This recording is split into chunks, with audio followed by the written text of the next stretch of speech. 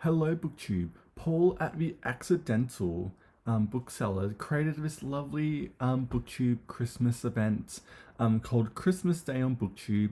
And the whole idea is that some people may spend Christmas Day alone, some may be going through a tough time, or some will be spending their day, as they do every day, caring for a sick or elderly relative. While we would never be able to help sufficiently, we on BookTube can do something that might brighten their day in some small way.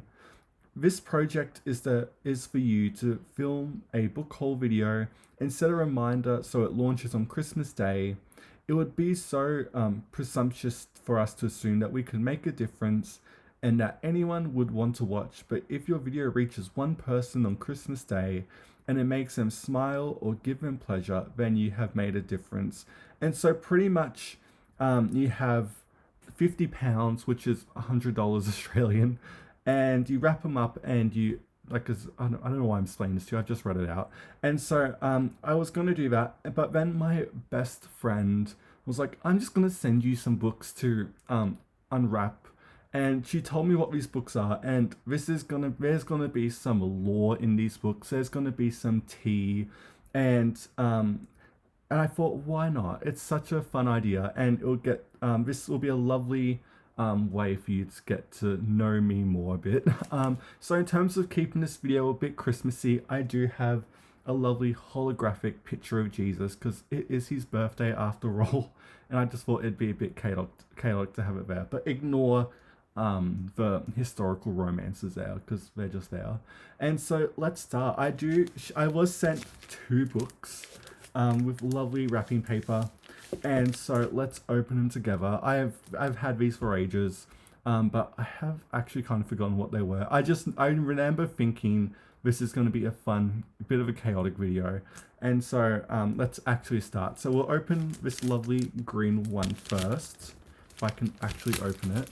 But so let's see. First one we have here is a penguin black spine. We'll just chuck the wrapping on the floor. Of A Life in Letters by Anton Chekhov here. This is, again, all these letters. I love Anton Chekhov. The reason why there is so much lore behind Chekhov is because, for me, Anton Chekhov is the hottest author I've ever looked at in my life, especially compared to like a lot of like the stiff, male, classic authors we think of, like a Dickens or Samuel Richardson for some people. For me, Chekhov has just always been so manly, and like he's hot, but it's an everyday kind of attractive, kind of like Tolstoy. Like when you look at young Tolstoy, you can definitely see his appeal, especially because he had like a stash at the time. But if you like cut off the sides, because it kind of gave a catfish vibe, if you know, you know. But Chekhov, especially in this pose here, with like the eyes and like the hair and like the pose, oh my god, it's so subtle and it's incredible. There is a colored version of this photo that lives rent free in my mind. It's I can't even. But Chekhov, for people who want to know about Chekhov, I've read Chekhov when I was a teen. I love Chekhov. I've read all of his plays. I've done a good bit of his short stories, and I've done his one and only novel, The Shooting Party, as well, which is incredible. Penguin does a black spine of it, and it's essential reading for Chekhov. But I've dipped in and out of his letters here and there, mostly just through introductions and notes and all that.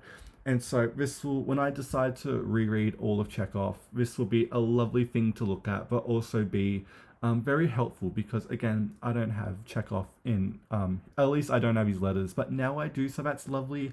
I will also say, for those who want to know, what's my preferred translation of Chekhov, because people go nuts over their Russian translators, and I'm very much one of those people.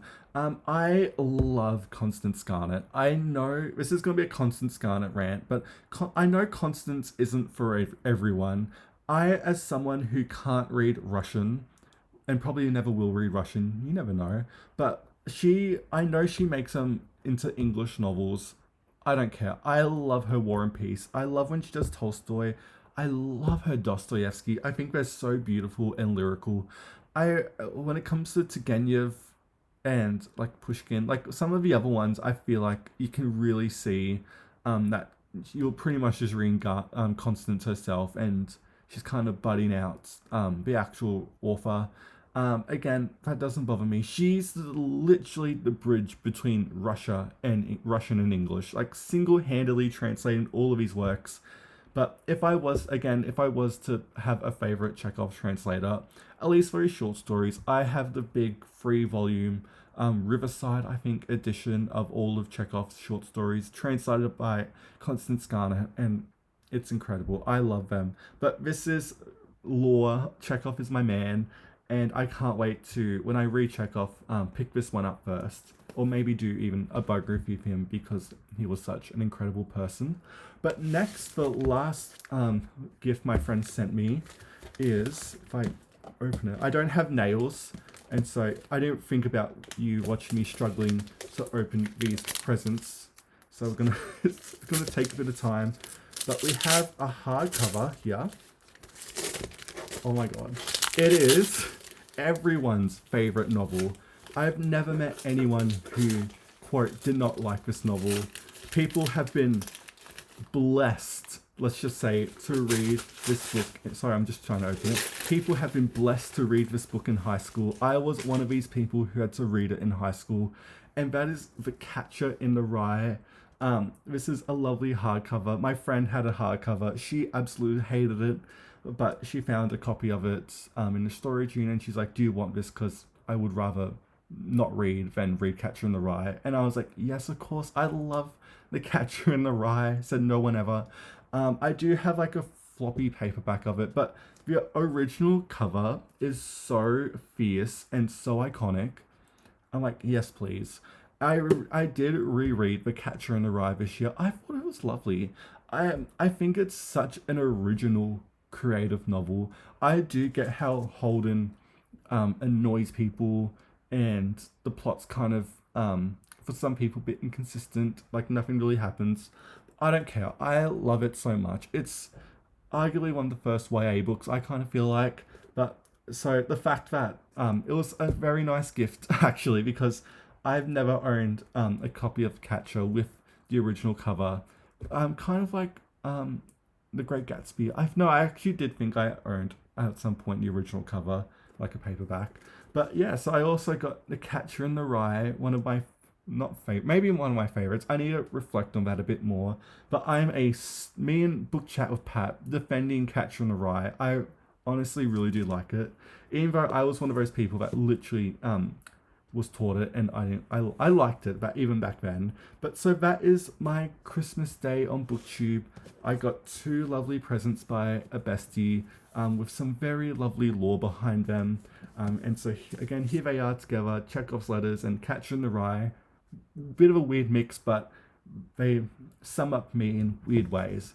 But yeah, that was me joining in on this event. Let me know what you think about these 2 books in the comments, and thank you so much for watching, and have a Merry Christmas, BookTube.